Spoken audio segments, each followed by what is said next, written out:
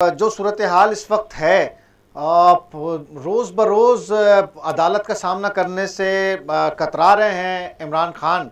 क्या सूरत हाल बनेगी, किस तरीके से ले जाया जाएगा अदालत के सामने पेश करने के लिए?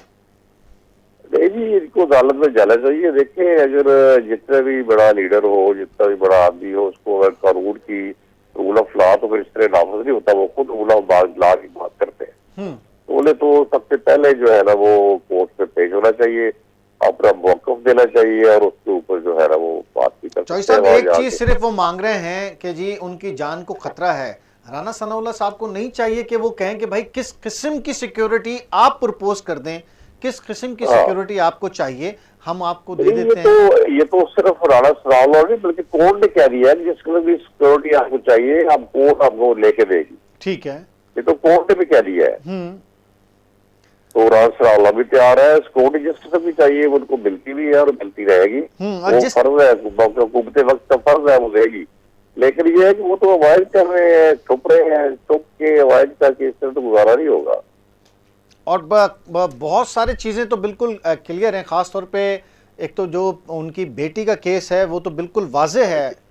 बिल्कुल, तो आप समझ तोशा खाना बिल्कुल क्लियर है और उनकी बेटी का केस वाज़े है, सारे केस वाज़े हैं। तो फिर पेश हों और वो आपकी समझते हैं डिलेइंग टैक्टिक्स हैं कि पेश ना हो ताकि तेजी से कार्रवाई आगे न बढ़ सके?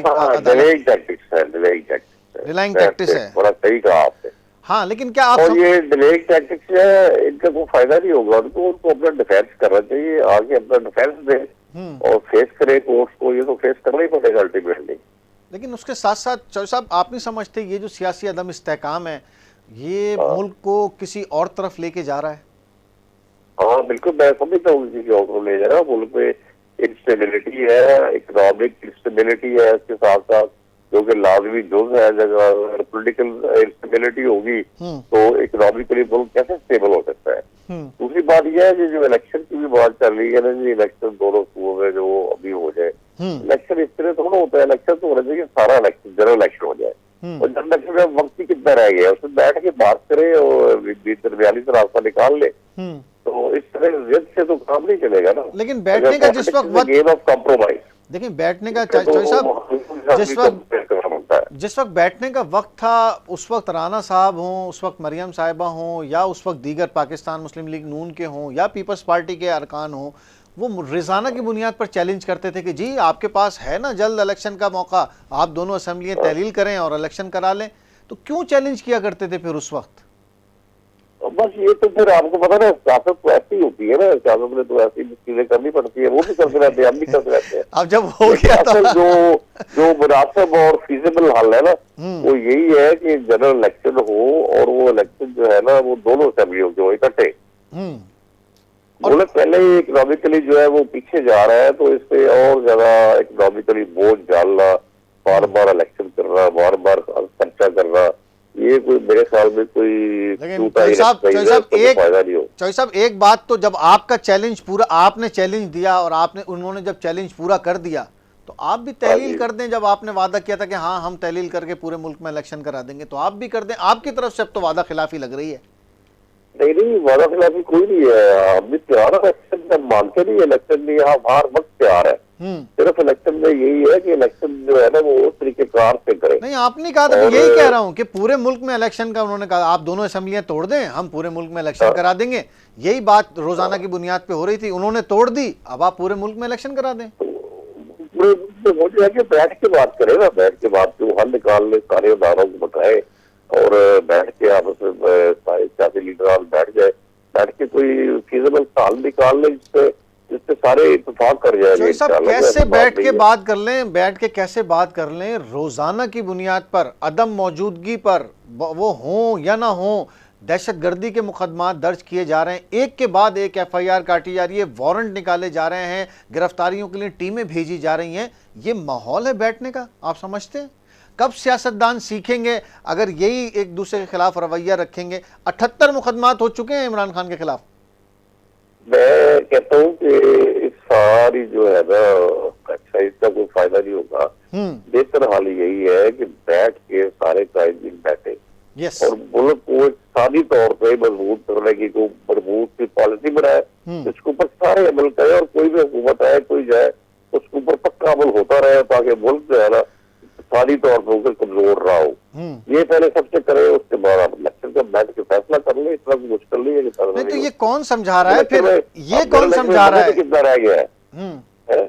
ये कौन समझा रहा है फिर कि हुकूमत को कि जी मुकदमात करते रहें, मुस्तकिल हालात ख़राब करते रहें फिर और माहौल ना बनाए डायलॉग्स का और फिर कहें कि डायलॉग्स कर लें? तो ये कौन कह रहा है कि आप ये देखे ना, ये तो इट इज बोथ वेज, दोनों तरफ से होता रहा। पहले उसने शुरू किया था, मसूफ ने खुद किया, इस तरह के सारे मुकदमा बनाए, लेडीज को भी छोड़ा, खवातीन के ऊपर मुकदमे बनाए और बेबुनियाद मुकदमा भी बनाए गए। ज्यादा मुकदमात तो नैब रेफरेंसेस थे। फिर आप बात भी करें अपने दौर में और दूसरा दौर आए तो उनके साथ बैठने के लिए भी ना हो, चौधरी साहब देखें हल क्या रह जाता है? नहीं चौधरी साहब, जो मुकदमात माजी में थे वो क्रिमिनल नहीं थे, वो इस तरह के नहीं थे कि इस जगह FIR काट दें, उधर FIR काट दें, 10-10 FIR काट दें, कोई चलता फिरता आदमी थाने पहुंच जाए कोयटा में वो कह के जी सवाती साहब के खिलाफ हो या इस तरह। आप बताए जो राना सनाउल्लाह के खिलाफ मुकदमा हुआ था वो कोई फेयर प्ले था? नहीं, वो तो वाजे तौर पे PTI के लोग कह चुके, फवाद चौधरी जैसा पाकिस्तान तहरीक इंसाफ का रुकन कह चुका कि वो मैं उसका मुखालिफ था, मैं उसके खिलाफ था, वो नहीं होना चाहिए था।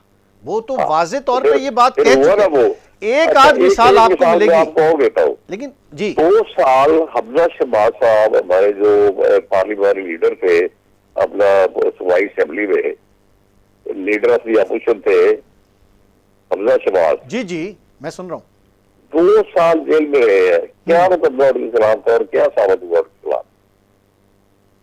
देखिए ये तो हमजा शहबाज साहब, यहाँ पे हलीम आदिल शेख साहब हमारे सिंध के अपोजिशन लीडर हैं पाकिस्तान तहरीक इंसाफ के, 38 मुकदमात हैं उन पे, वो एक कोर्ट में पेश होते हैं, वो दूसरे। मैं यही कह रहा हूँ कि सियासतदान जब एक दूसरे के खिलाफ ये मुस्तकिल करेंगे तो फिर कैसे साजगार माहौल पैदा होगा बातचीत का। मैं इसको वो कर रहा हूँ आपसे आर्ग्यू। मैं तो सजेस्ट कर रहा हूँ इसी बात को कि ये बात जो है ना, सियासी मामला हमेशा आपस में बैठ के हल होते हैं, इस तरह नहीं होते हुए। अगर अपनी दारी आपने किसी के हाथ में पकड़ा ली है और कोर्टों में खज्जल हो रहा है तो उसका तो हल कोई नहीं है।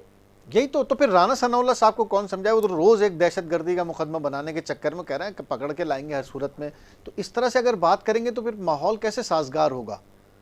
मैं कहता हूँ ये मसूफ तैयार हो जाए ना बैठ के बात कर रहे हैं, तो वो भी बैठ जाएंगे, बैठ के मसले का हल। आसिफ जरदारी साहब तो नहीं करा रहे आप लोगों से? वो रोज कहते हैं इमरान खान से बात नहीं करूंगा चाहे कुछ भी हो जाए। नहीं जरदारी साहब भी आपसे बैठ के बात करने के तो खिलाफ नहीं है। उन्होंने कल भी पिछले अभी तो 2 दिन पहले इंटरव्यू दिया, उन्होंने वाजे कहा कि वो सियासतदान नहीं है इमरान खान, इसलिए कोई बात नहीं होगी उनसे। नहीं वो तो बात उन्होंने सही किया है। अगर आप सियासी रवैया नहीं रखेंगे तो वो यही कहेगा ना, और क्या कहेगा? सियासी रवैया ये है कि हमेशा बंदे को आपसे बैठ के बात करने के ऊपर क्या रहना चाहिए, क्या जी बैठे बात करें। क्या तैयारियां चौधरी साहब 30 अप्रैल की शुरू हो गई हैं, तैयार हैं बिल्कुल? 30 अप्रैल के लिए हम बिल्कुल तैयार है, हमें कोई घबराहट नहीं है इलेक्शन से। चल रहा है तो भाई असेंबली का ये हमेशा लड़ता है इलेक्शन, तो मैं कहना नहीं पूरी हमारी टीम तैयार है, हमारी क्यादत तैयार है और मरियम बीबी जो है वो ये हर डिवीजन में वर्कर कन्वेंशन कर रही है, एक्टिवेट कर रही है पार्टी को, सारे पार्टी के विंग जो उनको एक्टिवेट किया जा रहा है। तो अब बिल्कुल इलेक्शन की तैयार है, इलेक्शन से हम घबराते नहीं है। सिर्फ हम कहते हैं कि इस तरह ना करें, मुल्क को बर्बाद ना करें। अब इलेक्शन में 1 साल पूरा लग जाए, सुबाई के होंगे, फिर वक्फा पा के फिर कौमी के होंगे, दुगने हो जाएंगे। अभी तो माशाल्लाह अभी तो आपको फायदा होगा। अभी तो माशाल्लाह आपके MNA मौजूद हैं, फेडरल मिनिस्टर मौजूद हैं, वजीर आजम मौजूद हैं, अभी तो आपको काफी फायदा होगा पंजाब में अगर इलेक्शन लड़ेंगे। नहीं फायदा नहीं है, मुल्क का फायदा नहीं है। अच्छा मुल्क का फायदा नहीं है, मुल्क का फायदा नहीं है।